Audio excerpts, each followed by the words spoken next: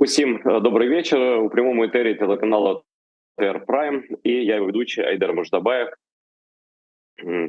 І я дуже радий, що сьогодні з нами погодився провести розмову. Людина, яку я дуже поважаю, людина, яка розуміється на політиці, як у колишньому радянському союзі, на теренах колишнього радянського союзу, так і в цілому у світі. І ми зможемо обговорити усі питання навколо того, що відбувається знову ж таки навколо нашої війни. Це мій старий товариш у найкращому сенсі, політолог, аналітик, експерт, публіцист і відеоблогер з Грузії Гела Васадзе. Гела, привіт. Приветствую, дякую за запрошення. Слава Україні. Смерть ворогам. Гела, радий тебе видеть, як завжди, радий бачити тебе. Хочу, знаєш, почати одразу з того, що в останні дні, тижні стало мейнстрімом російської пропаганди. Ну і взагалі багато що з цим пов'язано. Це так званий терористичний акт у Крокус Сіті Холлі у Москві. Знаєш, якось я не можу це називати терористичним актом в повному сенсі, в прямому сенсі, бо коли так щось називають кацапи, я боюся, що це все так пахне дурно. Да? І з кожним днем, з кожним новим там відео, якимось там сюжетом про цих таджиків, нібито, які там все це нібито влаштували, все яскравіша картина цієї події виявляється. А що ти бачиш у цьому? Не, ну смотри, да, начнем с того, что это, конечно же, террористический акт. Другое дело, что кто совершил этот террористический акт, и я думаю, что тут очевидно. То есть не нужно быть специалистом в сфере контртерроризма там, и каких-то спецслужб, работать где-нибудь.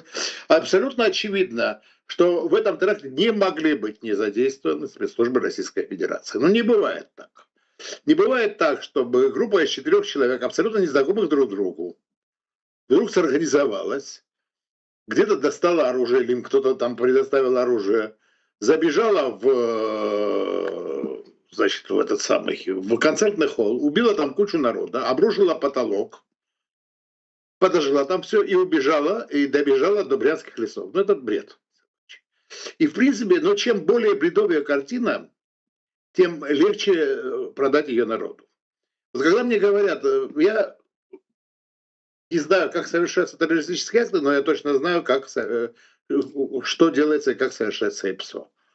А вот в данном случае здесь уже это классическое ИПСО по, значит, сопровождению этого теракта. Это классика жанра. Они создали такой белый шум. Они создали такое, скажем так, сопровождение информационное специально, чтобы просто-напросто было невозможно разобраться в механизмах самого теракта. А теракты, ну, такие теракты совершает Российская Федерация ежедневно.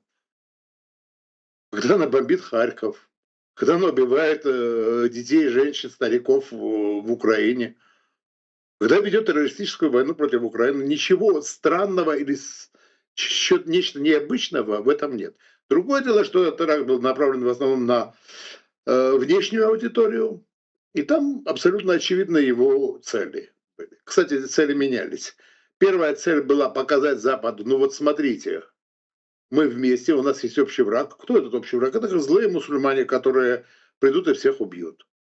А то, что с Украиной, ну это милые бронятся только тешатся. Ну что вы, Украина даже наш внутренний европейский конфликт, где одна очень цивилизованная, а другая не очень цивилизованная. Страны разбираются с друг другом, по старым историческим счетам платят друг другу. Примерно вот такую картину они рисовали западному обывателю. Обывателю, подчеркиваю, потому что, естественно, они прекрасно знали, что в правительствах все прекрасно знают, есть разведки, есть данные и так далее и тому подобное.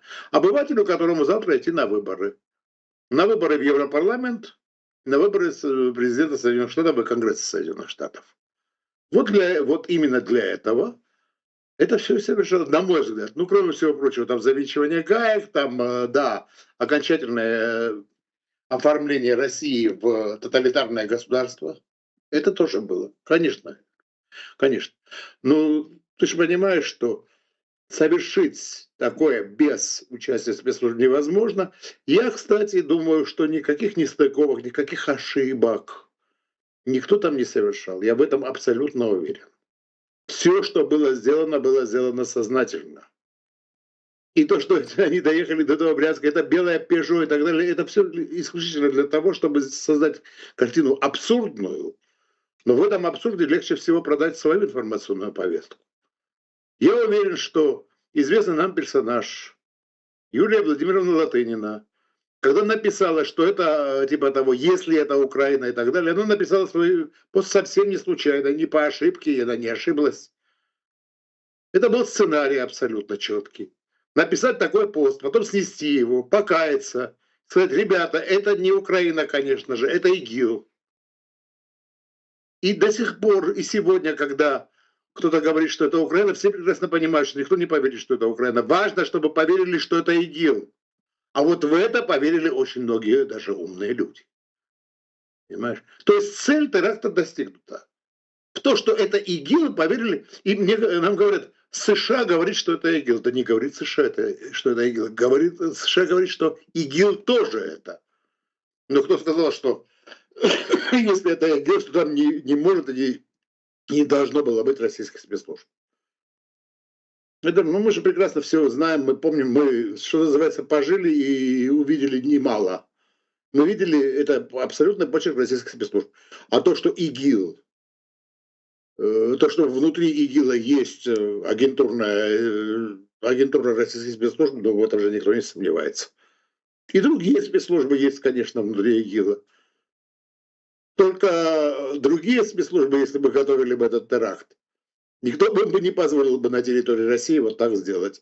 А тут как у, знаешь, у этого, у Кагановича, главное во время следствия не выйти на самого себя. Вот они прекрасно это понимают, вот они так и делают. И все. Ну, дивись, тоді давай до того, якої мети вони досягли на внутрішню спочатку аудиторію. Що ти спостерігаєш у Росії, як вони це продають, цей терористичний акт? Так, знаєш, це, напевно, вперше в історії контрольований тероризм. Це таке ноу-хау теж Росії сучасний, яка вона просто ставить на тероризм в усьому світі. Вона тримає всіх терористів в тонусі і знає, як до них підхід, знає там і що з ними робити, і куди їх спрямовувати. Так, а що вони, ну, здається, вони продали той самий рязанський цукор, який виявився, що це ФСБ, але ефект був навпаки. Тобто всі ще більше повірили, коли це виявилася така підробка, абсолютно тупа, брудна і нахабна для нормальної людини, але російський народ це схавав, як то кажуть, і пішов, значить, мочить в сортирі, як Путін сказав, все навколо, ну, а конкретно чеченський народ. Ну, а далі все ми вже знаємо. Так, як вони так само продали цей фейк своїм? Так своим-то они продали, но своим продается другое немного. Своим продается идея другая. Своим продается идея того, что нужен порядок, государство должно контролировать все, чтобы защитить граждан. Эта идея, главное, продается. Для того, чтобы защитить вас, мы должны завинтить гайки. А эти все иноагенты, эти все вот и так далее и тому подобное, это все так. Это те, которые нам мешают. Поэтому, ну, вот говорят о том, что вернут в России смертную казнь или не вернут. Да зачем возвращать смертную казнь? У них есть инструменты смертной казни, это не судебная расправа. Но гораздо интереснее другое. Гораздо интереснее то, что в России само население может потребовать еще пару таких терактов возвращения смертной казни. Ну, это как в том анекдоте, когда объявляют на площади, что приходите, говорит, мы вас будем вешать. И если есть вопросы, задавать. Ну, вопрос один был. Веревку самим принести или у вас своя?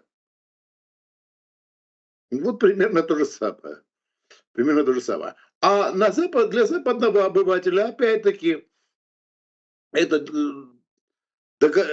пытаться внушить обывателю, еще раз избирателю западному, который тоже конкретная группа, консервативно настроенные, которым не нравятся либералы, которым не нравятся демократы и так далее и тому подобное. Ну, внушается, что вот есть ИГИЛ, и есть Украина, которая сотрудничает с ИГИЛ. Да, Россия там, может, напала на Украину, но есть Украина, которая сотрудничает, которая готова сотрудничать с ИГИЛ против России, а завтра Украина будет сотрудничать с ИГИЛ против вас. Вот что продается. Ну, это опять-таки, это мои, скажем так, Гела, домыслы, но, по-моему, они не лишены оснований. Гела, скажи, пожалуйста, как вообще можно продать ИГИЛ, вот этот можна продати цей союз ІГІЛ Україна, якого ніколи не існувало, і немає жодних доказів. Вони просто беруть це з повітря і роблять ці ролики. Це ж в принципі на зовнішню аудиторію. Я не думаю, що на якогось навіть консерватора ніхто ніколи не чув поруч слова України і ІГІЛ. Ну, опять-таки, есть же разные люди. Кто-то поверит, кто-то не поверит. Скорее всего, большинство не поверит. Тем не менее, это заброшено. Тем не менее, информационный вирус заброшен. Самая наглая ложь, если ее повторять много раз, в конечном итоге у самого здравого человека всегда закрадутся сомнения. Это же не отдельная операция, это фактически россияне проводят свою ИПСО против Украины, да и против всего мира постоянно в режиме нон-стопа. Причем они набрасывают и набрасывают дерьмо на вентилятор. Иногда дерьмо с кровью, иногда с кровью дорогих русских. Ну, бывает, ничего страшного. Лес, говорит, рубят, у них всегда лес рубят, щепки летят. О чем лишь? Я хотел бы уточнить роль госпожи Латиніної у цій історії. Ця пані, вона дуже довго трималася в українському етері, вона там лізла в душі українцям, там вона нібито проукраїнська людина, тощо. І раптом, не раптом, як ти думаєш, просто я цю тему трохи хочу повніше розкрити нашим глядачам.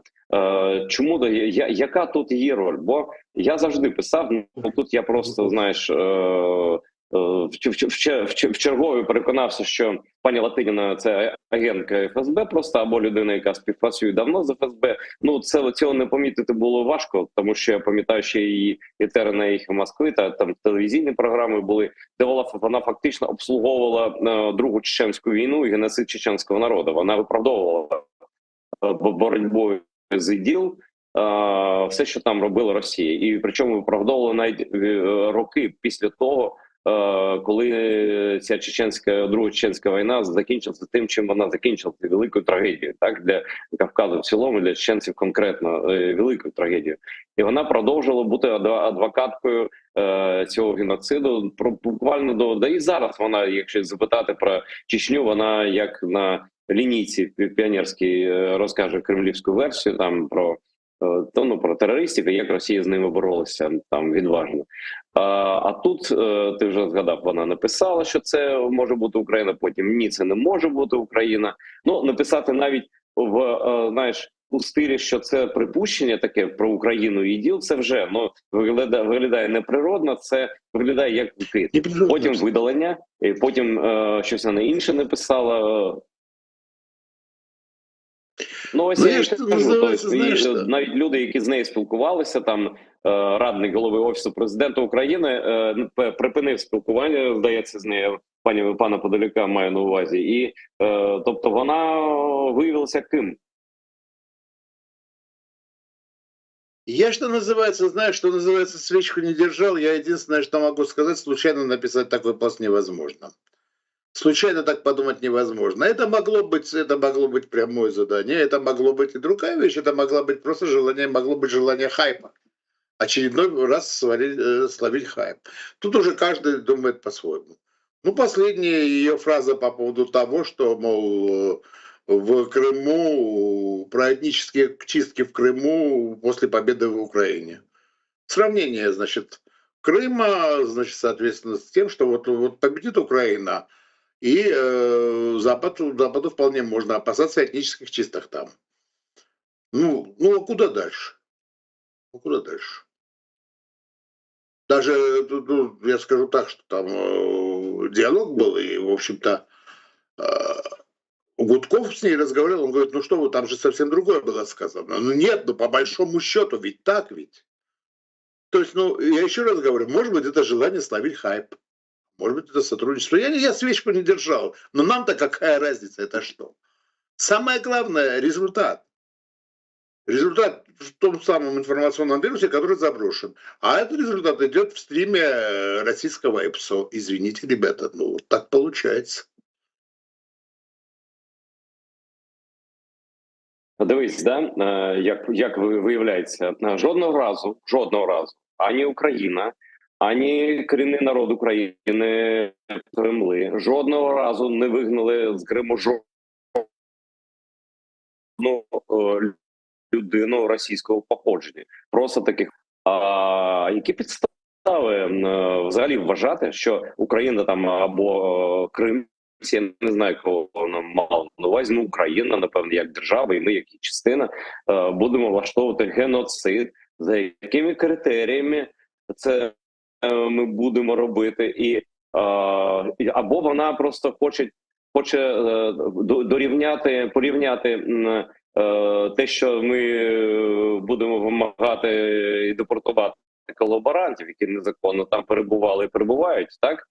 Які не є громадянами України, які ніколи там не жили, які просто загарбники, окупанти звичайні, які завжди залишають будь-яку окуповану територію, коли вона звільняється. Так було за часів усіх війн абсолютно, і жодна ніхто це геноцидом не називав. На чому взагалі базується, що вона має на увазі? Наприклад, я такі тези чув від декількох росіян, так званих хороших, так? Причому жодного факту геноциду або наміру такого вони навести не можуть взагалі. Але постійно вже апріорі просувають цю ідею захисту російськомовного населення, я так думаю, так? На випадок деоккупації Криму, так? Ты понимаешь, в чем дело? А я думаю, что все здесь гораздо проще. Сейчас речь не идет о том, ну, во-первых, когда это будет, и что это будет, и как это будет. Тем более, что Украина уже неоднократно заявляла, как она будет действовать в этой ситуации. Там, что будет с гражданами России, что будет с теми жителями Крыма, которые взяли гражданство России, то есть коллаборантами и так далее и тому подобное. Сейчас я думаю, что это вот это все. Посмотрим, насколько это будет распространено, потому что, ну, конечно же, это бред по поводу этнической чистки. Но я думаю, что это скорее сигнал Западу. А сейчас мы знаем, что идет очень серьезная борьба между двумя партиями в самом коллективном Западе по вопросу об оказании срочной помощи Украине. То есть то, что оказывать нужно, так или иначе большинство за. Но как оказывать, почему оказывать, вот это. Даже возникла такая фраза, такое, значит, мем «Украина-скептики». Украина-скептики говорят, ну нет, ну надо, но смотрите, там для кого-то война, кто-то жирует, там коррупция, может быть, не стоит оказывать. Может быть, Украине не нужно сейчас оружие столько, сколько они просят. Может быть, им нужно навести порядок, пускай Украина сначала доведет порядок и так далее. И вот в этих условиях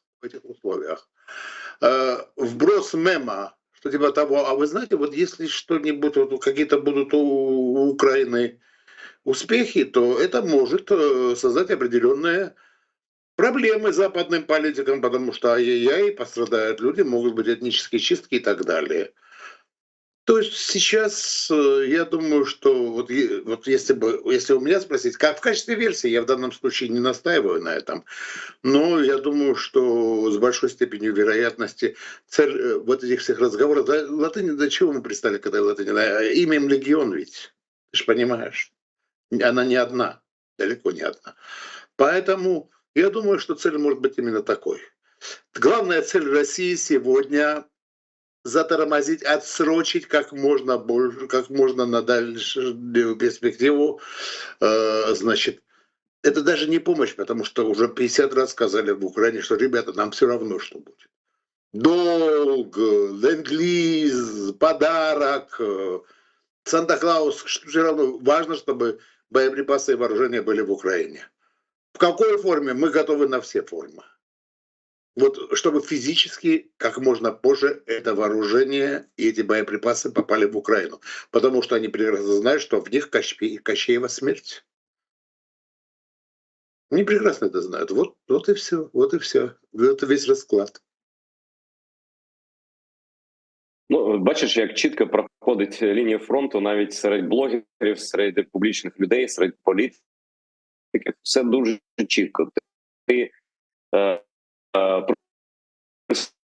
прискорюєш, ти за допомогу Україні, ти проти цього Пелігріні, якого обрав мудрий в лапках словацький народ до пари з Фіцо, якого привітав вже Орбан. Орбан друг Трампа, і тут така вісь зла вимальовується дуже чітко. Я маю на увазі ту її частину, яка фізично перебуває на заході. І тут буквально там вчора, або може навіть сьогодні, я ще заплутався, Washington Post пише про те, що її журналістам стало відомо про те, яким Трамп у разі свого обрання бачить врегулювання, як вони кажуть, української кризи, точніше мирний процес. І там все в принципі прогнозовано. Віддати Росії Крим, віддати Росії Донбас. Щоправда, ніхто не знає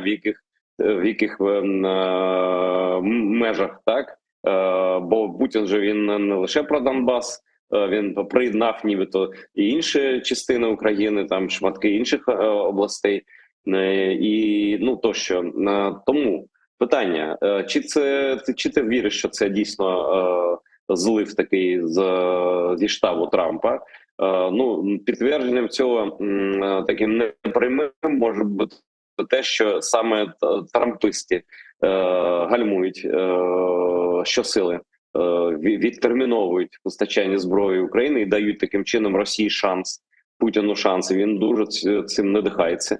І вже всі пишуть, що він якраз готує наступ такий вирішальний для себе і для України.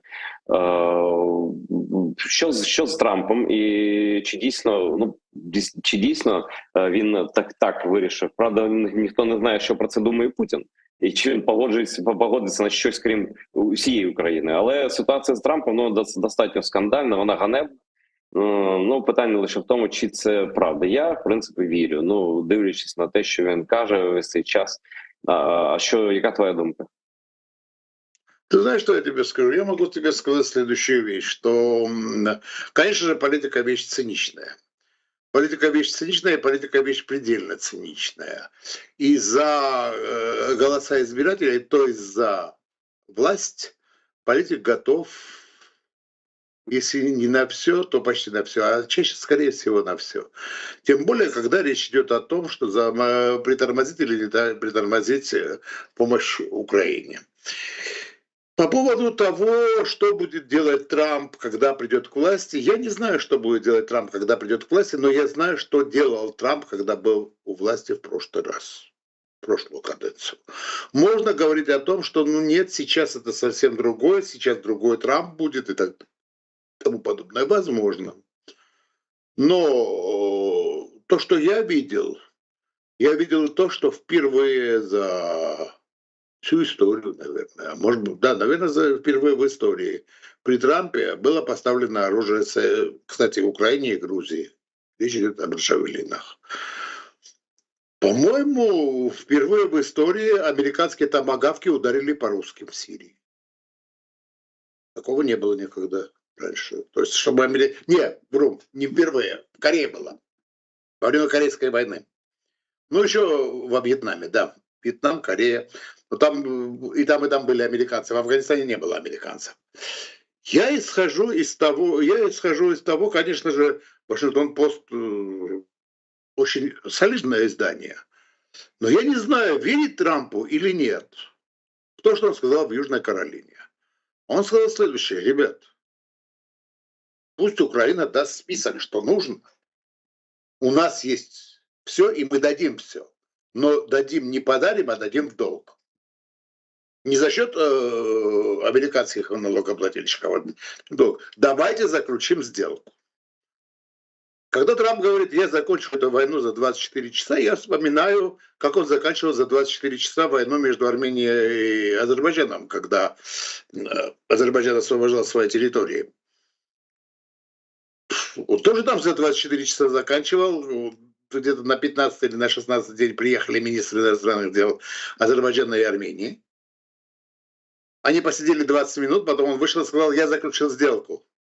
После этого война продолжалась 44 дня, то есть 44 минус 15. То есть ровно на экваторе. То есть тут тоже у Трампа несколько наивные, несколько простые представления о политике. Но я скажу с другой стороны. Вот недавно была беседа на моем канале с Мишей Самусяном, наверняка знаком, военный аналитик. Я у Миши спросил: Миш, а что будет, если дадут 10 тысяч атакамсов? Война когда закончится, если дадут 10 тысяч атакамсов, 1000 F-16 и 5000 танков? И там 5000 артиллерии с огромным количеством, не с миллионом, а с 10 миллионов снарядов. Когда закончится война? И так ли говорят, нельзя, вот в этом году невозможно победить Россию? Возможно. 1000 атакамсов, оказывается, не 10 тысяч, а 1000 атакамсов решит проблему. 1000, не 10 тысяч. И это очень просто на самом-то деле. Просто нужно решать проблему.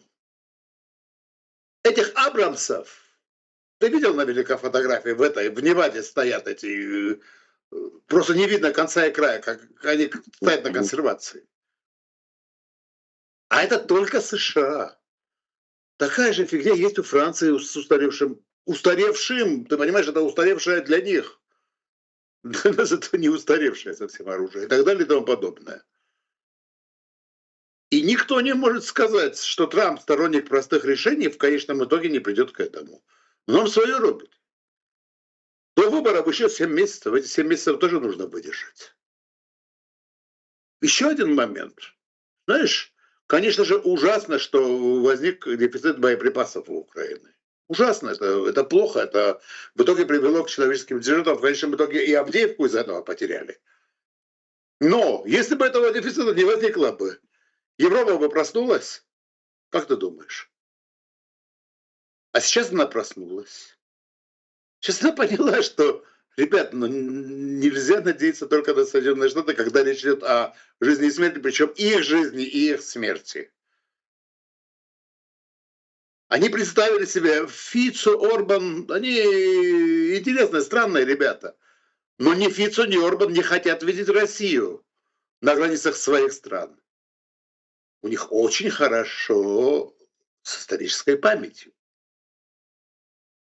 Они для них видеть Россию на границах своих стран – это ужас. Да, они такие вот торговцы, такие вот пытаются подзаработать везде, где могут. Да, еще раз говорю, политика – это весьма циничная вещь. Я Орбана в данном случае ни в коем случае не оправдываю и не обеляю. Просто-напросто я скажу так, что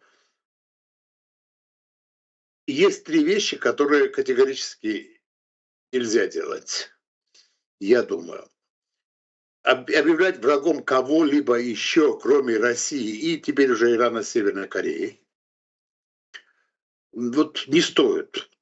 Враги – это Иран, Россия, Северная Корея. Остальные люди, которые могут быть противниками, но, знаешь, есть прекрасный фильм «Тенгиза Булац», где вот когда хоронят вот этого тирана, на покаяние, хоронят этого Варлама, там его преемник выступает и говорит, у господина Варлама было очень большой дар был превращать врагов в друзей и друзей во врагов. Вот, ребята, второго не надо делать ни в коем случае. Потенциальных друзей ни в коем случае нельзя превращать во врагов. Эти типы, они не есть... Как там у этого был ли покойник моральным человеком? Нет, они не моральные люди, чисто моральные. Но пока есть возможность с них что-то выжать, давайте выжимать. В конечном итоге задача никого это обвинить, а победить в войне. Это главное. Я думаю, где-то так. Ну, тут важко не погодитися з тобою, але просто люди, чому ми не просто ж так кажемо Фіцо, Орбан чи Трамп. Люди, які Не, багаторазово звинувачували мы с Україну в тобой, війні. вот я, например, Які вообще блогер, я ніколи могу их жодного... последними словами обругать.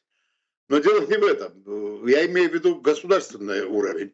А мы-то можем в данном случае, хотя и даже у нас есть ответственность, даже у нас есть ответственность. А тем более, когда речь идет о Трампе. Человека, который завтра может стать президентом Соединенных Штатов. Знаешь что, я о ожегшейся молоке дую на воду, наверное. Я хорошо помню 2008 год. Не войну. Выборы 2008 года в США. И я хорошо помню, вот каким классным типом был старик Маккейн. Помнишь его наверняка, Джон Маккейн?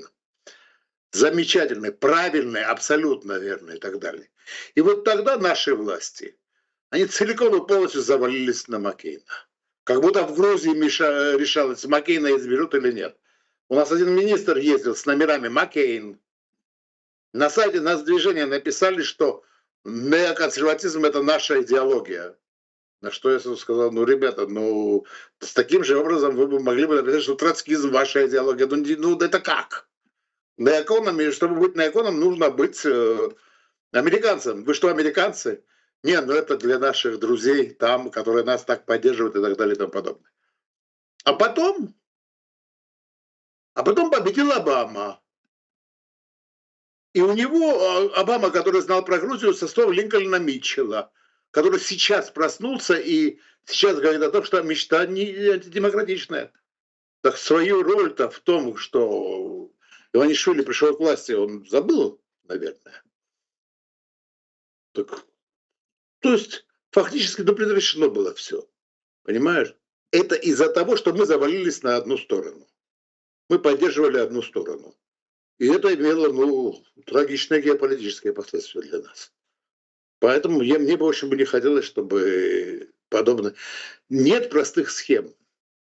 Враг – это Россия. Этот враг должен быть уничтожен. В прямом смысле этого слова. И когда мне говорят, что мы выйдем на границы 91 года, выход на границы 91 года – это важно. Но до тех пор, пока будет существовать Россия, вот в той форме, в которой она существует, война не закончится. Ни на границах 91 года, ни на каких других границах. Даже если будет перемирие, даже если вдруг они признают, что да, мы были неправы и так далее. Она не закончится. Это та реальность, которую тоже нужно понимать и осознавать. Ну да, примерно. Гела, я хочу продолжить. Я вернусь еще обязательно к значит, проблемним местам типа Ірана і так далі. І то, що, да. Але я хочу спочатку, ми зовсім не говорили з тобою про Францію, а я певен, що ти спостерігаєш за цією трансформацією такого рожевого Макрона. Ну, якщо не в Наполеона поки що, бо щоб Наполеоном стати, треба робити вчинки, а не лише слова. Але його припущення, що він може надіслати свої війська в Україну для захисту Києва, Одеси, і вже тут є аналітика з цього приводу, і він не приховує, що він може це зробити, і на відміну навіть від американського президента, в нього влада більш у Французькій Республіці, влада президентська, вона більш потужна, вона вагоміша, навіть на американську, так? І, в принципі, він може віддати такий наказ. І війська дійсно можуть опинитися в Україні. І він дуже має різну позицію з тим самим, ну, наприклад, Шольцем з цього приводу. Але зрозуміти, насправді, Макрона можливо, і я так для себе його зрозумів. Він дивиться на те, що відбувається, на ту потужну підтримку, яку Китай нарощує на російському рейху. Він бачить, як тримається Україна, але їй нічого не вистачає, фактично, нічого не вистачає. У тому числі людського ресурсу достатньо, ну, про зброю ми вже говорили, так? І кордони великі з Росією, тобто фронтлайн, лінія фронту велика. Плюс в будь-яку мить може додатися білоруський так званий фронт. Там Лукашенко погрожує вже сусіднім країнам, у тому числі Польщі. Тобто варіант ескалації у цій війні він дуже зараз на високому рівні знаходиться. І що ж бачить, наприклад, президент Франції, який має єдину у Європі, ну ми не рахуємо Британію, але вона все ж таки менше. Італія теж менше. Ну про Німеччину там це сльози просто про німецьку армію. На тому має фактично єдину потужну армію на континенті, і він бачить, що якщо там цинічно кажучи, Україна впаде.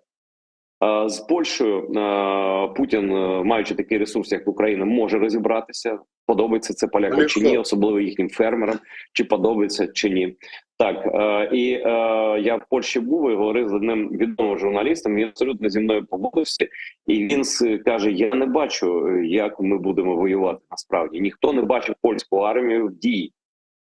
А що ж далі? А далі Німеччина, яка не буде чинити гідного спротиву, на відміну від України і навіть від Польщі, про яку ми нічого не знаємо насправді. А тут і Фіцо з Орбаном, які тоді зорієнтуються як комерси, і вони будуть на боці Рейху, як вони були на боці німецького Рейху, і ті самі Словакії, і ті самі угорці, я перепрошую, це теж їхні частини історичного їхнього досвіду. Вони активно були на боці Гітлера, особливо угорці. А далі Франція. І це фактично Франція отримує війну потенційну війну з Росією, який підживлюється ресурсами вже майже всієї Європи. І тоді, тобто, тут краще воювати на території України, ніж на території Франції, чи навіть Польщі або Німеччини. Може в нього така логіка, але це абсолютно моє припущення. Що ти думаєш про Макрона і про французьку політику, яка дійсно активізувалася на українському напрямку? І дуже ми цьому радіємо, але треба тверезо розуміти, що може бути, що не може бути. Хоча насправді ніхто не може знати, що може бути точно. Никто. Нет, что может быть правда, никто не может знать. Что касается Макрона, тут нужно иметь два фактора в виду. Первый фактор – это фактор самой Франции. Франция – страны, которая в 20 веке страны с большими родовыми травмами. Страны, которая проиграла во Второй мировой войне, но ее объявили победителем. Страны, которая перестала быть мировой державой в середине 20 века, но пыталась вернуть себе былое величие, ну вот как минимум при генерале де Голле. И страны, которая, в общем-то, за последнее время потеряла очень много в тех местах, которые традиционно считались зонами ее влияния, а именно в Африке. Но это примерно то же самое, что также болезненно для Франции, как для России потеря зон влияния в бывших колониях. Это первое. И страна, у которой всегда была претензия на то, чтобы быть ведущей европейской державой. В конечном итоге вся современная история Европы создана благодаря усилиям двух французов, кардинала Ришелье и Наполеона. Теперь, что касается второго фактора. Второй фактор – это Макрон. Его часто называют маленьким Наполеоном. Маленьких Наполеонов в истории было много, настоящий Наполеон был только один.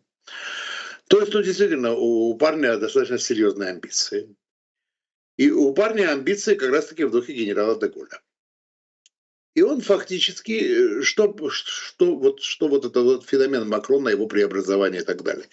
Он увидел пустоту. Вообще политик, вообще природа, говорит, не терпит пустоты, да? Политика не терпит пустоты еще больше. Как только возникают пустоты, их пытаются заполнить. Вот Макрон, увидев пустоту, которая образовалась в результате внутриполитической борьбы в Соединенных Штатах, серьезной внутриполитической борьбы в Соединенных Штатах, просто постарался ее заполнить. Что касается моей родной Одессы, я не уверен, что она сейчас нуждается в защите французскими там солдатами и так далее и тому подобное. Но если уже говорить о том, что действительно нужно сделать, было бы неплохо сделать. Неплохо бы, если бы это были бы силы ПВО и французские летчики на «Миражах» или там как. Ну это так, это мы уже чисто теоретические конструкции. А в том, что ты сказал, я с тобой абсолютно согласен. Это было очевидно с самого первого дня войны. По крайней мере, серьезные специалисты это понимали. Что в свое время, кстати, ребята, которые воевали в Абхазии из Унаунсон говорили следующую вещь. Это часто повторяли, что если мы их не остановим на Гумисте, нам придется их останавливать на Днепре. На Гумисте остановить не удалось. Сегодня останавливают на Днепре. Так вот, если, не дай бог, не удалось бы остановить на Днепре, тогда бы Висла, Одер и Сена бы не помогли. Там уже нечем останавливать. И это все прекрасно, это понимают все прекрасно серьезные политики. Просто они этого не говорят, потому что если бы они это сказали бы, то сказали бы то, к чему мы с тобой пришли уже давным-давно, и о чем мы говорим, что пока такая Россия существует, будет война и будет напряженность. А страшно. Страшно, что будет, если ядерную бомбу начнут делить. А что будет дальше? Ну вот, все равно придется эти проблемы решать, но, как правильно говорил Черчилль, обычно приводят слова Черчилля, что демократия – это плохая форма правления, но лучше ничего никто не придумал, в том плане, что вот смотрите, все равно демократия лучшая. Да, она лучшая, но не будем забывать, что она плохая. Политик живет от цикла предвыборного к предвыборному циклу. Ему важно объяснить своим избирателям. И, кстати, русские это очень хорошо понимают и играют на этом на все. То, о чем мы говорили в самом начале, про теракты и так далее. А вот от предвыборного цикла до предвыборного цикла очень сложно строить стратегию защиты национальных интересов. Где сейчас Ангела Меркель? Где Оланд? Где Саркози? Где предыдущие правители Европы? Покойный Берлускони и так далее и тому подобное. Вот то, что мы сейчас видим в Украине... Они в заднице, я перепрошую. Ну, да, нет, их же никто не вспоминает, а то, что мы видим сейчас, и их история не обвинит. А ведь то, что мы сейчас видим в Украине, это результат их деятельности. Это результат того, что они делали.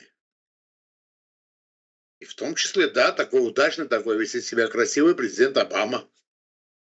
И результат его деятельности тоже. Поэтому, ну о чем мы речь? Так примерно. Я от зараз читаю попутно новини. Більд, німецьке видання, пише: Німеччина передала Україні значно менше допомоги, ніж офіційно стверджує.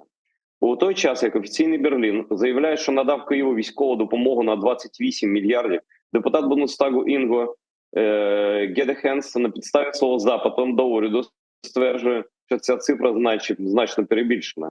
Вивчити статті витрат, депутат з'ясував, що є,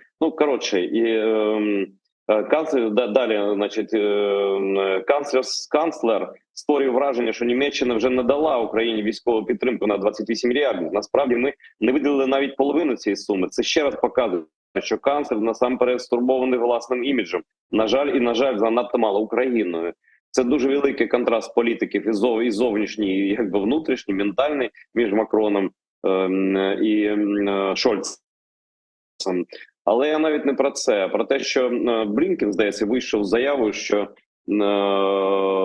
Америка має дані, що Китай значно посилює підтримку російської агресії, постачає станки, постачає обладнання, постачає там ще чіпи, якесь там, я на електроніці не розуміюся, але те, що потрібно для того, щоб так багато бомб і ракет летіло в Україну. Тобто одночасно наші союзники або там партнери поводяться як повії, я перепрошую, одночасно Китай і Іран, до якому ще дійде, вони в першу чергу, я про Китай питаю, не боїться жодних санкцій. Вони вибудували схеми з Росією, і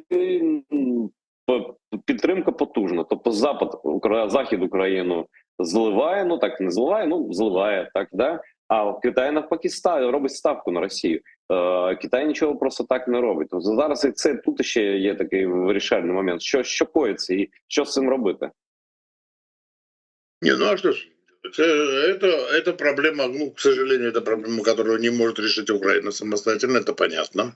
Это проблема, которую должен или не должен, хочет или не хочет решать коллективный Запад, и прежде всего Соединенные Штаты. Проблема в том, что, ну, начнем с того, что экономика Китая очень серьезная проблема. Более чем серьезная проблема, и связаны они не только с ловушкой среднего дохода, с потолком роста и так далее и тому подобное, они связаны в том числе и с тем, что, ну, фактически получается, что коммунисты вернулись к власти. То есть увеличение госсектора, увеличение вмешательства государства в дела экономики, потому что чем хуже, тем больше пытается государство вмешиваться. Чем больше государство вмешивается, тем хуже становится в экономике. Вот такой вот порочный круг. И Китай выстраивал на протяжении 20 лет вполне конкретную систему безопасности, систему отношений со странами Центральной Азии, со странами Юго-Восточной Азии, со странами Дальнего Востока и так далее и тому подобное. А сегодня, если вдруг Россия рухнет, вся эта система китайская, она просто сложится, как карточный домик. Они этого не хотят. Они этого не хотят. С другой стороны, почему они действуют строго в рамках международных правил? Ну, я не говорю, что они не нарушают санкции, наверняка нарушают. Но нарушают, используя в основном те дыры, которые есть. То есть ни один китайский банк серьезный, большой, не будет нарушать финансовые санкции против России. Не будет, потому что их просто выключат. Это все прекрасно знают. То есть Китай делает то, что ему позволяют делать. Давайте прямо скажем. Можно Китаю не позволить делать то, что он делает? Я не знаю. Наверное, можно. Тут нужно у синолога спрашивать, как и что. Но вот почему до недавнего очень времени, а война идет больше 2 лет, Серый флот перевозил нефть в Индию. Серый флот российский, я имею в виду. А сейчас перестали перевозить, запретили, потому что ввели вот определенные меры и так далее и тому подобное. Можно было запретить это 2 года назад или год? Можно было. Я не знаю у них, какие там расчеты и как они рассчитывают. Но я уверен в одном, что при политической воле можно перекрыть и возможности России зарабатывать, а это самое главное. Что если Россия не сможет зарабатывать, она сможет вести войну. И предоставление Украине как можно большего количества вооружений и боеприпасов для того, чтобы быстрее закончить войну. Вот эти 2 фактора. Вот только и всего. Все остальные делают ровно то, что им позволяют.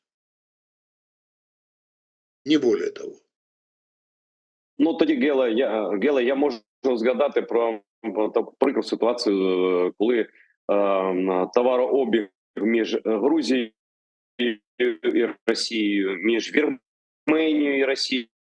Вірменія на словах теж хоче бути частиною Європи. Грузія не на словах навіть хоче нібито бути членом Європейського Союзу. Ну і про Казахстан можна згадати, про інші країни, Киргизстан, інші. Якось дивно нарощують свої стосунки з Росією саме під час війни. Ну, зрозуміло, що це товари, ну, щонайменше подвійного призначення, так? У вас в Грузии це продовжується теж? Не, ну вот сейчас товарооборот возрос на 20% с Россией, что, в общем-то, конечно, не та катастрофическая сумма, которая была до этого, а до этого было где-то в 2 раза.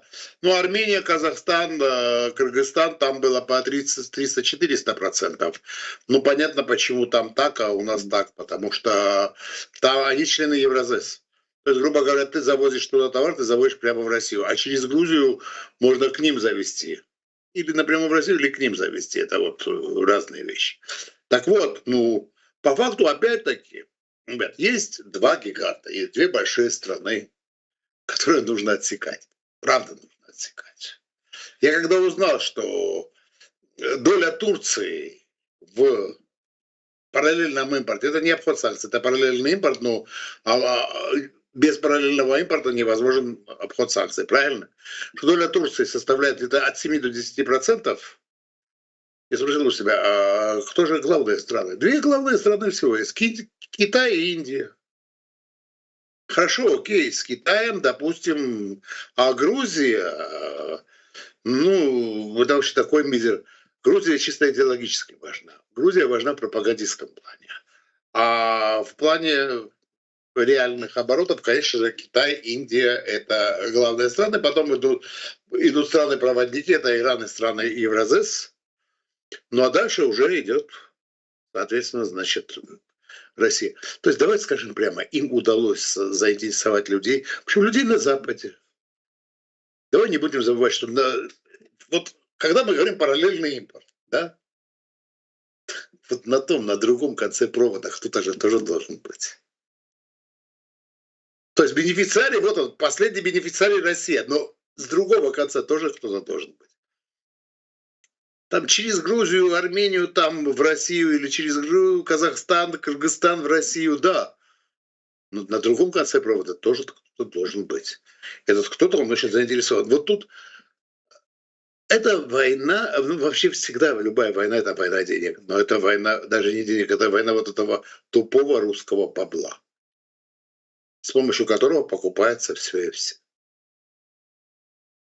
И вот с этим тупым русским баблом Запад не может справиться или не хочет справляться. Ну так или иначе, вот поэтому мы им сегодня то, что имеем. Как только справиться, у них просто не будет возможности вести войну. Как только возникнет эта политическая воля. Слишком много интересов, слишком много заинтересованных лиц. Слишком мало со стороны политической элиты Украины предложений сделать эту войну интересной для тех, кто есть с другой стороны. Я сегодня в эфире с Ромой Цымбалюком, когда Рома у меня был, я ему сказал, вот когда начинают говорить о ценностях, ценности демократии, свободы и так далее, меня это уже раздражает. Почему, я могу сказать? Потому что это примерно то же самое, когда начинают говорить о женщине и говорить о том, а зато у нее глаза такие красивые. Так вот, когда говорят о женщине, что глаза такие красивые, это означает, что у нее все остальное не годится. Вот эта фраза «а зато у нее глаза такие красивые», это означает, что все остальное не годится. Когда начинают говорить о том, что Запад должен поддержать из-за ценностей Украину, это означает, что у Запада все, сливай воду, у них нет других причин поддерживать Украину. Вот то, что бомбы будут падать на Берлин и Париж, это причина поддерживать Украину. То, что Россия будет разрушать мировую торговлю, это причина поддерживать Украину. То, что Украина может переформатировать газовый рынок, европейский, это причина поддерживать Украину. А ценности, да, это очень красиво. Давайте потом украсим это таким вензелем. Но давайте не будем себя обманывать. Потому что ради ценностей они будут поддерживать Украину до конца. Да, общественное мнение, выборы, да, это важно. Но это манипулировано, ты же понимаешь. Вот и все. Ну, это моя точка зрения. Я не знаю, я могу ошибаться. Ні, вона дуже наближена до реальності. І ми бачимо, як може змінюватися думка навіть суспільства, навіть у таких країнах, як Польща, де згідно запитування лише 40% підтримують Україну. Це здається абсолютно божевіллям, бо ви просто тупо наступні. Але можна так викривити простір інформаційний, і політики це роблять, тобто розставити по-інакше акценти, і люди будуть думати, що це не перша проблема Росії, а друга. А перша – це огірки, наприклад, або там зерно. Це політики, на жаль, вміють. Я останнє, що хочу з тобою обговорити, там 5 хвилин буквально залишається нам. Це ось дуже свіжа новина про те, що війська Ізраїлю вийшли з південної частини сектору Газа. І це подається прохамасівськими силами як перемога Хамасу, як перемога, як поразка Ізраїлю, як те, що Ізраїль вимушений це робити. І ось а люди, які симпатизують Ізраїлю, кажуть, що все ж таки міжнародне суспільство дотиснуло, ми не дамо вам зброю, ми вас політично будемо тиснути, не будемо підтримувати, якщо ви не припините цю операцію проти зачистку газу від Хамасу. Ну і кажуть, що таким чином Ізраїль не дотиснув, не довбив там терористів реальних, тож Гідра буде відновлюватися, і це продовження цієї війни, яка триває просто десятиліттями, і яка насправді теж, знаєш, якщо про економіку казати, вона багато кому вигідна, і на Заході в тому числі. Но я тебе скажу так, что я не специалист, прямо тебе скажу, я не специалист по этой части Ближнего Востока. Поближе, если я там более пристально слежу за Ираном, за Турцией, очень пристально слежу, конечно же, Центральная Азия. Ну, Украина, сам Бог велел, что называется. А вот этой части я не специалист. И дальше уже сейчас... Перепрошую, да. Я хочу тоді уточнити запитання. Я не до кінця конкретно його сформулював. Там же новина головна була ще 2 дні тому, що наступні 48 годин Іран може оголосити війну Ізраїлю. І війну через там їхнє там посольство, здається, в Сирії тощо. Тобто там ситуація нібито була просто на межі реального оголошення війни з боку Ірану. Це абсолютно переформатовує ситуацію в регіоні. Перепрошую, буквально 4-3 хвилини. Вот сколько я себя помню, где-то с 79-го года Израиль объявляет войну Ирану, или Иран объявляет войну Израилю. Да, Израиль нанес удар по, скажем так, зданию, которое обладает дипломатическим статусом иранскому, и уничтожил 2 ксилевских генералов. Это генералов корпуса стражей исламской революции, причем, говорят, тех, которые напрямую участвовали в планировании теракта 7 октября, страшного теракта, ужасного теракта. Но что касается войны между Ираном и Израилем, пункт первый, она уже идет и давно. Пункт второй, прямое столкновение. Прямое столкновение, я имею в виду то, что Израиль вторгнется на территорию Ирана, или то, что иранские войска высадятся на территорию Израиля, я не верю. Хотя, вот по поводу иранских войск, Хезболла это кто, не иранские войска? А что там, нет ксировцев в Хезболле? Этих офицеров корпуса стражей исламской революции. Иран и Израиль давным-давно ведут эту войну. Причем самое интересное, что вот в этой войне очень интересная позиция была у России, которая играла за обе стороны, которая умудрялась сохранить прекрасные отношения с Израилем, и в то же самое время у них сейчас полноценный военно-политический союз с Ираном. Ну, не работает, вот особенно на Востоке, не работает вот это враг моего врага, мой враг, друг моего друга, мой друг. Не работает. К сожалению, к счастью, не знаю. Поэтому я, в принципе, вот конкретно по этому вопросу, я сейчас не хочу углубляться, потому что там взаимоотношения внутри самой Хезболлы, взаимоотношения Хезболлы и Хамаса, роль и место и влияние Ирана внутри Хамаса. Кроме Хамаса там есть еще группировки, которые также влияют. Там черт ногу сломит на самом-то деле.